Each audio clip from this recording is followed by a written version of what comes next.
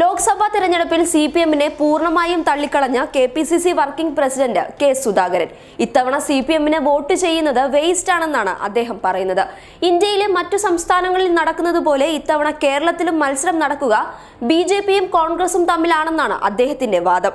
ദേശീയ പാർട്ടി എന്ന സിപിഎമ്മിന്റെ പദം നഷ്ടപ്പെടാൻ പോവുകയാണെന്നും ഈ സാഹചര്യത്തിൽ സിപിഎമ്മിന് വോട്ട് ചെയ്യുന്നത് പാഴ്വേലയാണെന്നും ജനങ്ങളെ ബോധവൽക്കരിക്കുമത്രേ. സിപിഎം കേരളത്തിൽ ജയിക്കുകയാണ് എങ്കിൽ ലോക്സഭയിൽ എംപിമാരായി അവർ മാത്രമേ കാണൂ എന്നും അദ്ദേഹം പരിഹസിച്ചു.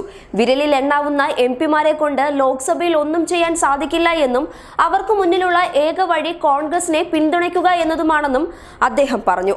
കോൺഗ്രസിനെ പിന്തുണയ്ക്കുവാൻ വേണ്ടി എന്തിനാണ് സിപിഎം എംപിമാരെ വിജയിപ്പിക്കുന്നതെന്നും പകരം കോൺഗ്രസ് സ്ഥാനാർത്ഥികളെ വിജയിപ്പിച്ചാൽ പോരെ എന്നുമാണ് സുധാകരൻ ചോദിക്കുന്നത്.